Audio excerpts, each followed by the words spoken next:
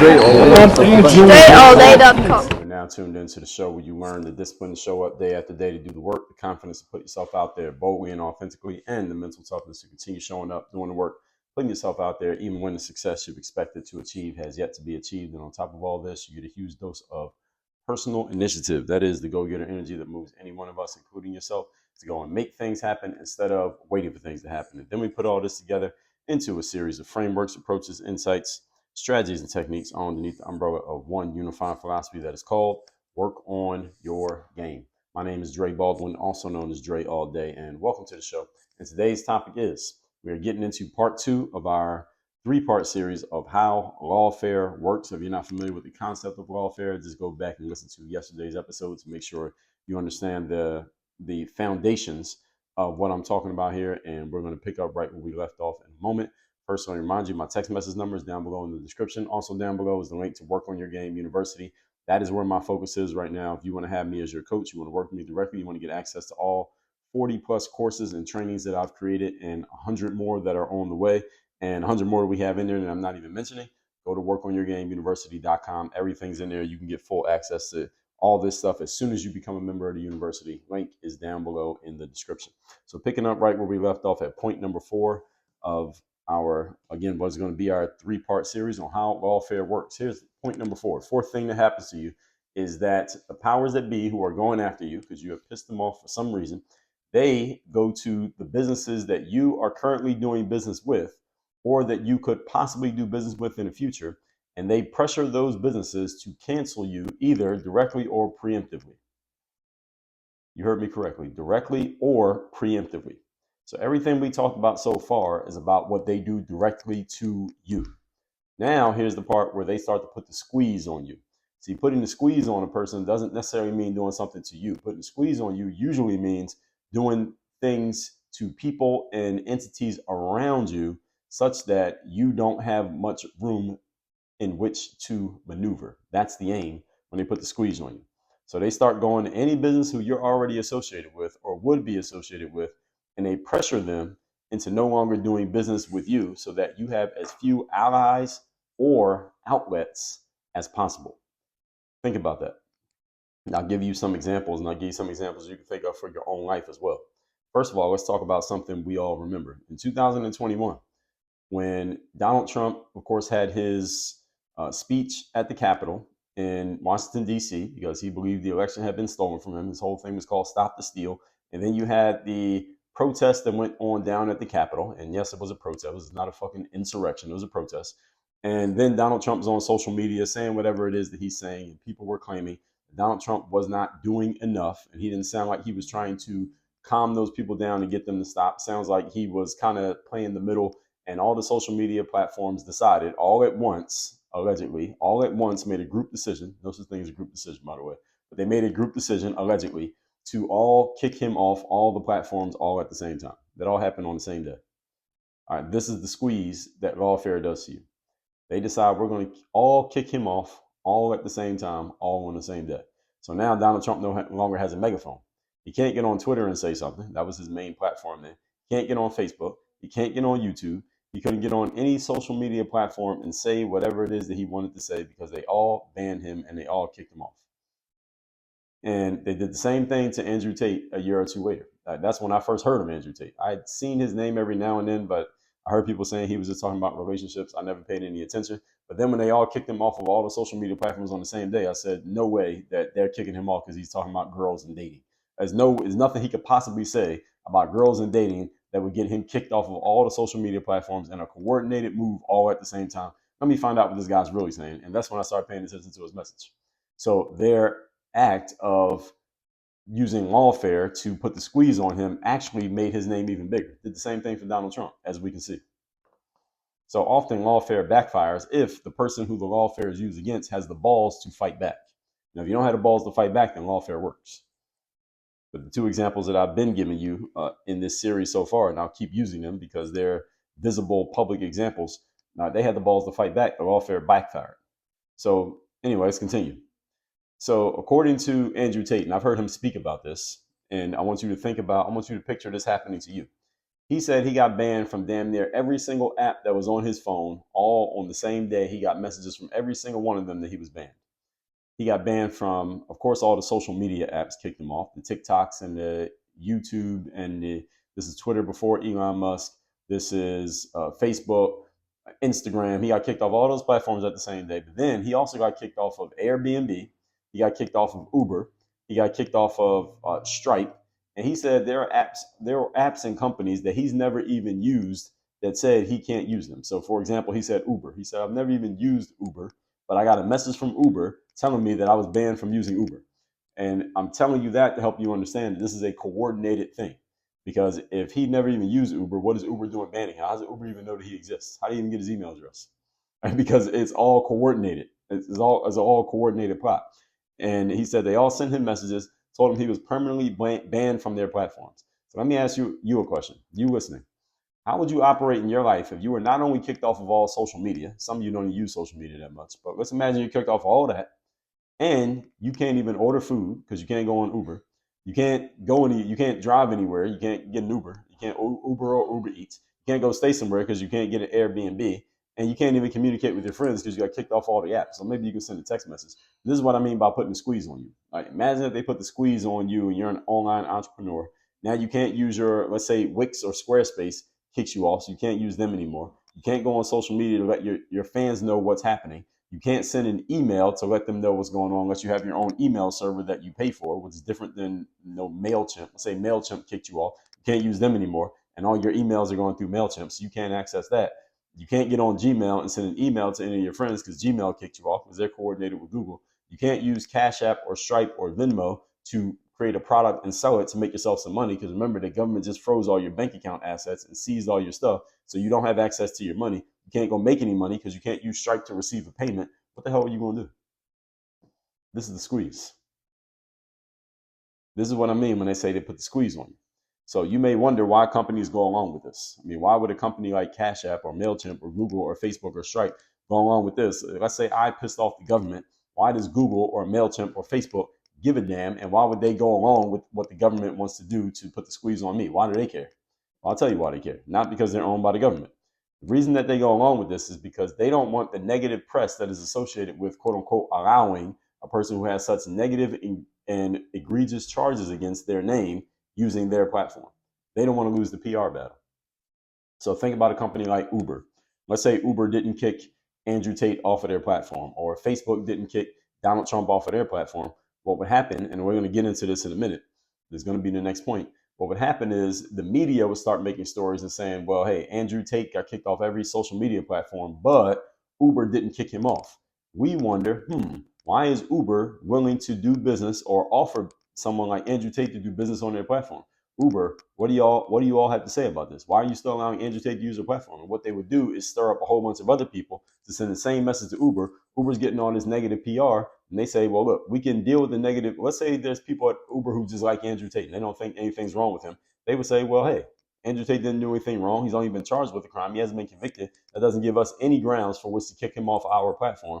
But at the same time, there are 100,000 people saying negative stuff about Uber and saying, well, I'll never use Uber again. I'm only going to use Lyft because I don't want to be associated with a company that will allow themselves to be associated with a guy who's been charged with these heinous crimes.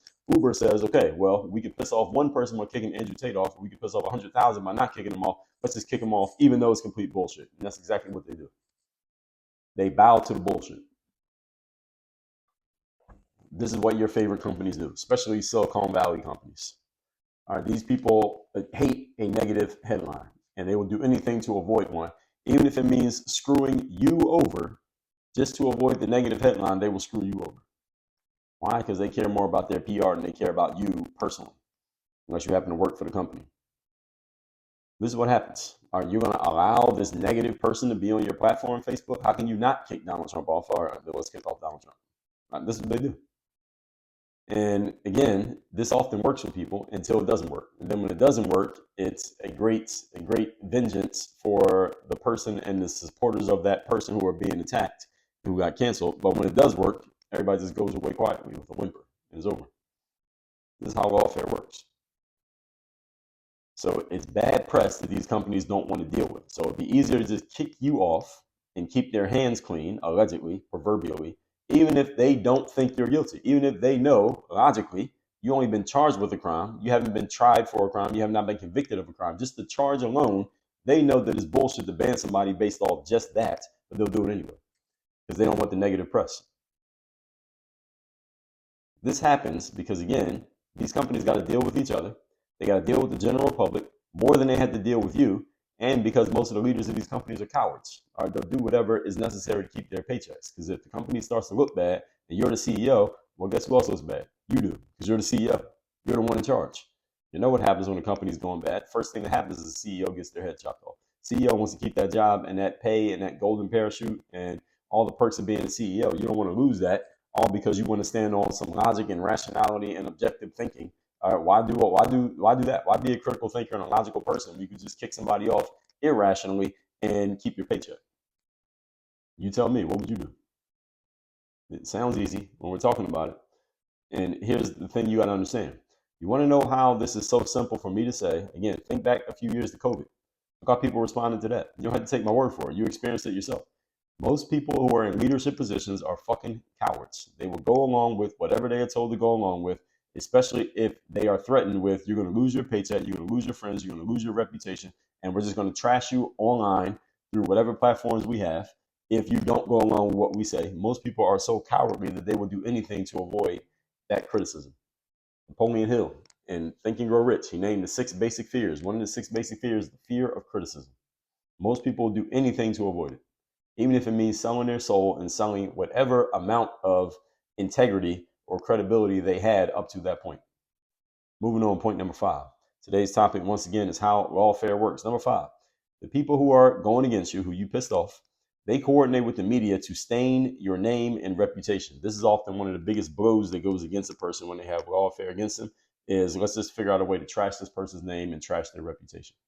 Because even if you were to clear yourself legally and or civilly from whatever charge that they came up with, the trumped up, made up charge they made against you, well, now your name and reputation are still destroyed. Like now there's people who won't do business with you, not because you're under any type of criminal investigation, just on principle alone. Well, you got charged with rape, I can't do business with you. Even though the person who allegedly said you did the rape to them, they wouldn't even come forward. They remained a Jane Doe. We don't even know who they are. We don't know their story, or their story doesn't seem to even make sense. Even if you never went to court, even if you completely cleared your name legally and it didn't cost you a single dime to pay to anybody, now your reputation is stained because there's a bunch of people who are going to say, well, you're a negative person because look at all this negative press about you. I just Googled you. Look at all these negative articles about you. Understand that the negative articles about you, when you're under the microscope of lawfare, those are coordinated articles. If you all pay attention, any of you who pays enough attention, you would have noticed this. It happened during COVID. It happened with someone like Andrew Tate. It happened with someone like Donald Trump. That when the powers that be decide they want to go after an individual, you'll notice a whole bunch of headlines and articles all saying, all with the same negative spin, all about the same person, all coming out on the same day. This is coordinated, everybody. Lawfare is coordinated. Same way that war is coordinated, lawfare is coordinated. It's not random happenstance that these things occur. So the next step here is, again, making sure that everyone, even everyday people who don't pay any attention to you or what you do, knows what's happening to you. You want everybody to know about it. Again, I gave you this example. Most of you knew what was happening with Donald Trump because he's the president. And he was, and he was, and then he wasn't. Now he is again.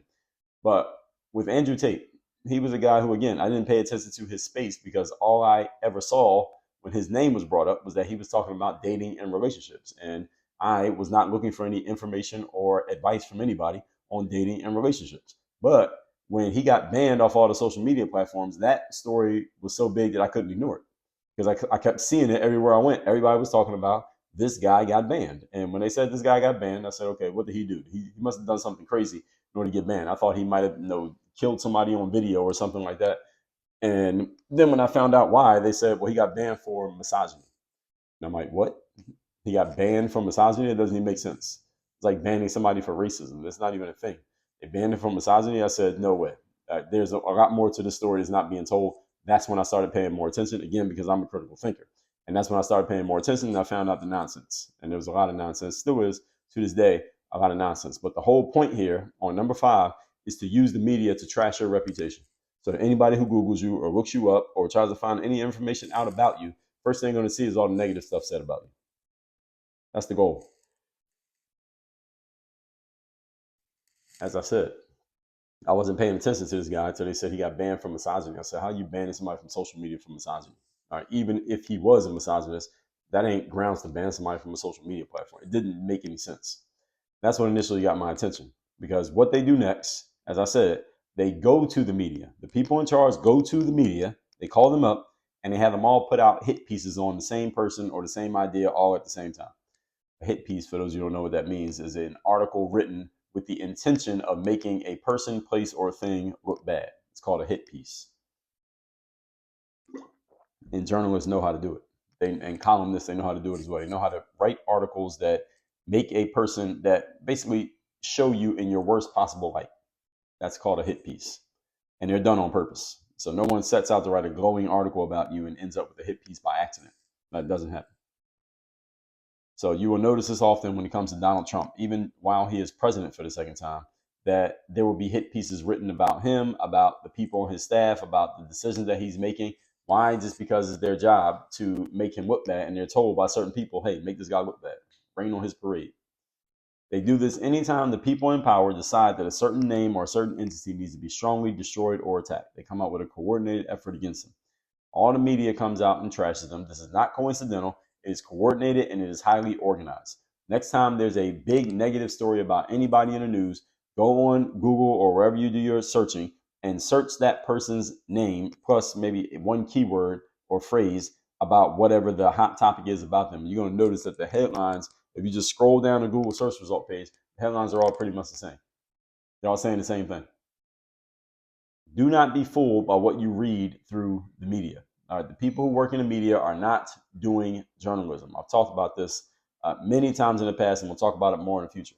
People who are creating media are no longer bound by a search for truth. What they are bound by is a search for consensus and getting all of their fans, whoever their fans are, all on the same page and cheering for them and happy that they did whatever they did or said whatever it is they said. Journalists are no longer bound by search for truth. They used to be. It's all about pushing whatever agenda that they are told to push. It's another reason why you got to be very wary of people who work for companies where they're not in charge and they're not a decision maker, is that they may go around doing stuff that goes against their principles, but because they need that check, they'll go do it anyway. This is the reality of the situation. Point number 6. Today's topic, once again, is how lawfare works. Number 6 is they pressure your friends, your family, and any past acquaintances to cooperate against you under the threat of penalty. The possible threat of penalty. They waive the penalty in front of them and let them know, hey, you should cooperate against this. What do I mean by this? Now that there's a charge against you, no business is going to work with you. The media is trashing your name. Here's the last step to putting a squeeze on you. Next thing they got to do is go to the people closest to you, your friends and family, and see if any of them will flip on you, i.e. give the authorities some negative stories or negative information about you they can use to further trash your name in the media, because they can go to the media, or the media can come out and say, well, yeah, a lot of people are saying negative stuff about Dre Baldwin, and it's just these random people who we don't know, and this alleged accuser and all his enemies are saying negative things about him. But look at this. Now we got his cousin saying negative stuff about him. Now we got his brother or sister saying negative things about him. That makes it seem more credible. You see what I mean? This is the squeeze. This is the squeeze that they do. Now they go to your family and try to get them to say shit about you. Now, your question may be, why would one of my friends or family members go out and say negative shit about me? They could even just say no comment and say nothing, or they can come out and defend me. But why would they come out and say negative things about me? What reason would they have to do this? It's a great question. So what they do is they go see if they have any dirt on one of your friends or family members. So let's say one of your friends got caught selling marijuana, and the authorities say, well, yeah, you did get caught selling marijuana. And by the way, what I'm about to explain to you is what happens this happens in interrogation offices all the time with police officers and people who've done crime. They'll say, okay, Mr. Criminal Suspect, we caught you doing crime ABC. However, we know that you're friends with, let's give an example. We know that you're friends with LeBron James. So here's what we can do. We can have you give us some dirt on LeBron James that will allow us to arrest LeBron and get him behind bars and get him sitting in the seat that you currently sit in. Or if you won't give us anything, or you can't give us anything on LeBron, give us something on Steph Curry. You don't have anything on Steph Curry, give us something on James Harden. I'm just throwing these names out there as examples, but anyone who that person is connected to who might be a bigger fish, so to speak, the authorities would rather catch the bigger fish than the smaller fish. So if you can give us something on the bigger fish, we'll let you go and we'll give you leniency when it comes to your crime. Or if you can't give us anything or you won't give us anything, then we're going to throw the whole legal book at you and try to give you as much penalty as possible for the crime that we caught you on. This is what they do to your friends and family.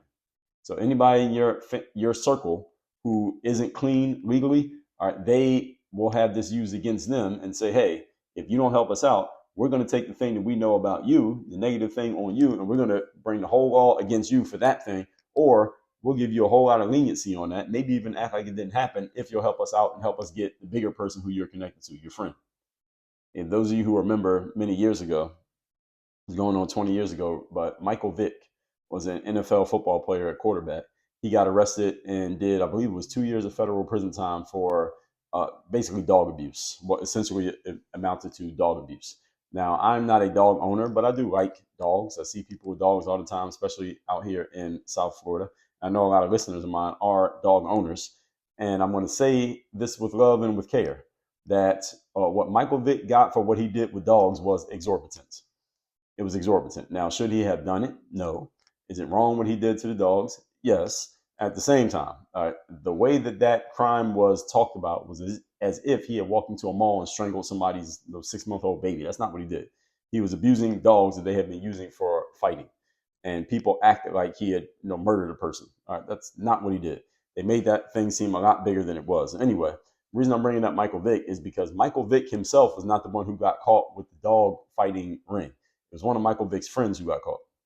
One of Michael Vick's friends got caught doing whatever he was doing that was wrong, but he's a small fish to the authorities. When they found out that guy was connected somehow to Michael Vick, what they did was offer that guy, hey, you're going to have to stand trial for the stuff that you did, but instead of you getting 4 years in jail, maybe we'll offer you 1 year and then parole after that year if you would just give us some dirt on Michael Vick that we can use to go convict Michael Vick, because it would be a much bigger story for us to bring Michael Vick in here in handcuffs than to bring you, nobody drug dealer guy in here on any type of charge. And that friend folded. The friend folded on Mike Vick. The reason Michael Vick got arrested and he got that federal prison time for the dog fighting things that he was doing is not because of the dog fighting, it's because one of his friends snitched on him to save himself. That literally happened. I'm not making that up. His friend snitched on him. I'm telling you that to tell you this, that you better look around the people in your circle, because if any lawfare comes up against you, one of the first places the authorities are going to go is they're going to go look around at the people in your circle and see, is there anyone in your circle who has some weakness that we can exploit that will allow us to get them to give us more dirt on your ass so that they can use it against you to make you look bad because you're the one they're really trying to hurt. See how this works? The authorities will pressure people to offer any dirt they have against you in exchange for leniency on any issue that may come up for you, or any issue that may come up for them, rather. And they'll threaten. They'll even try to threaten that they have dirt on one of your friends or family, even if they don't. They'll just bluff just to get them to give up some shit on you. And if they can just find a friend or family member of yours who doesn't know how the legal system works and doesn't know that they have the right to plead the fifth, and you should never fucking have a conversation with a police officer without a lawyer present. And that is the truth, by the way. You should never be having a conversation with a cop. All right, especially a cop who's like when they're actively doing their job. Now, if you're talking to a cop who happens to be your friend, you know, talk about the game last night, that's one thing, but you get what I'm saying. Cop knocks on your door and start asking questions. You don't have to answer shit. You can let the cop know, listen, I'm going to exercise my right to not incriminate myself by talking to you, but if there's a charge here, I can get my lawyer on the phone and you can put the cuffs on me. But if there's no charge here, we're not having a conversation, officer. Thank you, goodbye, have a good day. Which is exactly what you should do when the cops come knocking on your door. Many people don't understand this, or they're intimidated by the presence of the police officer and they go around talking and talk themselves right into a place they weren't supposed to be. So this is what the police will do. See, it's one thing when some random person in the New York Times is talking shit about you because the media is trashing your name because of the lawfare. The whole other thing when they get your own family members to trash you. Now it becomes a lot more credible a critique. So when your cousin or your uncle or your brother or your sister is trashing you as well, because the authorities have pressured them into flipping against you, all right, now you look bad. Even if all the authorities are able to do is get you to give They get your sister to give a quote to the New York Times in an article that's trashing you, and there's your sister saying negative shit about you. Oh, it must be true, all that stuff they say about Dre. They got his own family members trashing him. He must be dumb. He must be bad. He must be guilty. This is how it works. Does everybody see where this goes? I'm not even done. So how many people, you should ask yourself this, how many people who are close to you would stand tall next to you even while you're dealing with all this? How many people in your friend circle, your family circle, your associates circle would hear the negative charge against you? Let's say you're a man, there's a sexual assault charge, and there's 3 women who come forward allegedly about you sexually assaulting them. How many men do you know? How many women do you know, men, I'm talking to you, who would stand tall next to you despite all that heat coming your way? How many of them will put their reputation on the line to defend and stand next to you? And how many people in your circle do you think would fold quick like a house of fucking cards as soon as the authorities show up, flash their badge, and start asking questions and ask for dirt on your name? How many of them will come up with some kind of dirt on your name just so they can get left alone? You better look at your circle. You better trim your circle. How many of them will look the authorities in their faces and tell them, fuck you, and I'm not giving you any dirt on anybody. I don't want to save myself. You should consider this and consider how solid the people around you are, because they'll be the ones who give you up if you ain't paying attention. All that said, let's recap. We are talking here about how lawfare works. This is part 2 of what's going to be a 3-part series. Point number 4, they go to businesses who you deal with and pressure them to cancel you, even businesses you have never dealt with, and pressure them to preemptively cancel you so that you can't do business with anybody. This is all part of putting a psychological squeeze on you so that you have very few options and nowhere for you to go. And it seems as if you have nothing else you can do. Number 5, they coordinate with the media to stain your name and reputation. This is often the biggest part of lawfare, is just trashing your name, let alone getting any convictions on you. Look at Donald Trump. All the charges that got brought against Donald Trump in early 2024 amounted to pretty much a whole lot of nothing. I mean, he had to pay some money for, or last I heard, he was ordered to pay some money for a civil case. But other than that, it was a whole bunch of nothing. But it wasn't really a whole bunch of nothing. It was nothing tangibly, but intangibly what happened. You got a whole bunch of people who are already on the fence about Trump or already didn't like him. Now they just have more ammunition to use to continue going against him in name, if not in spirit. Why? Well, look at all these negative things about him. He got this many convictions. He had this many charges. He got indicted this many times. He got impeached this many times. All of that goes to the media for a reason, because the media, the people in charge, want to go to the media and tell the media the negative stuff about you so that it fans the flames and supports all the negative things they're doing to you. You understand? Because if you were a sympathetic figure, they couldn't keep doing this stuff because people will be pushing back. But if you're not a sympathetic figure and people have already decided that you're bad with their help from the media, then it's easy for them to keep doing the bullshit that they're doing and not be called accountable for it. This is how it all works. So they coordinate with the media to stain your name and to stain your reputation. And then point number 6, while you're feeling like shit because everybody's trashing your name and nobody wants to sit next to you at the lunch table, they pressure your friends, family, and past acquaintances to cooperate against you, offer something negative about you from your past, whether factual or not factual, or to just give a quote to a story in CNN or in the New York Times going to be trashing you anyway. But if we get somebody close to that person to trash you, then it has more credibility than if some random reporter says the trash. This is how lawfare continues. Well, we're not done. Tomorrow we're going to get into part 3 of this. Make sure you go to workonyourgameuniversity.com right now. That's where you get access to our group coaching program or my personal coaching program. Go to workonyourgameuniversity.com. Work on your game. Dre all